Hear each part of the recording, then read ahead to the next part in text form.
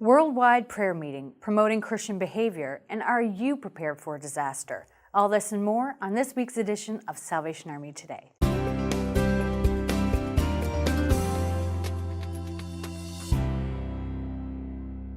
Today, Salvationists from all over the world are uniting in prayer through the worldwide prayer meeting.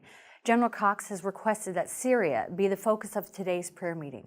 Pray for peace in Syria and wisdom for all elected officials across the world who are making critical decisions that impact this country.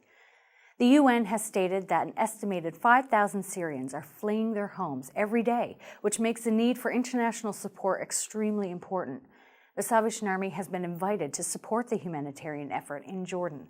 A team from international headquarters in London is being assembled and will soon depart for the region. General Cox believes it is our Christian duty to respond to the humanitarian crisis in Jordan, both practically and prayerfully. The Salvation Army in South Africa will be promoting the Christian message at Sexpo Johannesburg at the end of this month.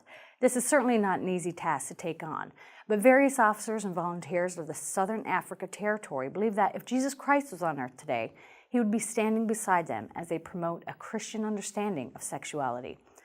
They will also be raising awareness of slavery and trafficking issues in South Africa and worldwide.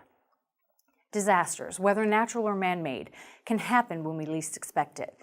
FEMA has designated September as National Preparedness Month in the U.S.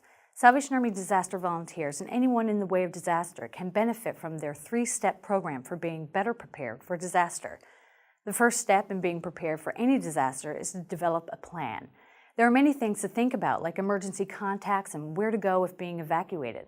Packing an emergency kit is the second step in this process. Some items in your kit should include a weather radio, first aid kit, food and water, and medication. The last step is to be informed. Signing up for disaster alerts is a great way of staying in the know, or by following disaster relief organizations on social media.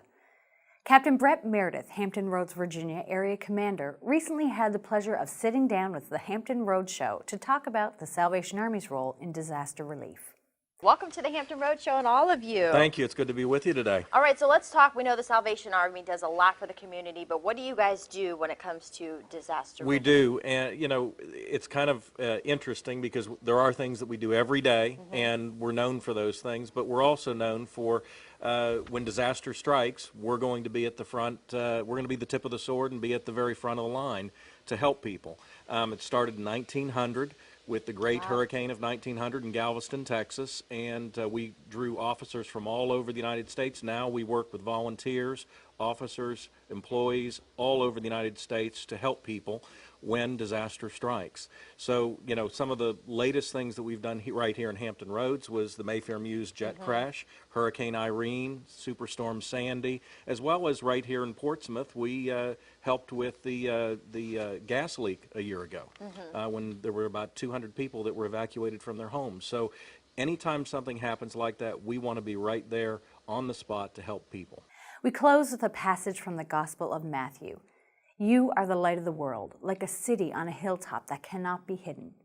Be sure to tune in next week for more Salvation Army news from around the world. For Salvation Army Today, I'm Roberta Simmons-Smith. Good day, and may God bless you.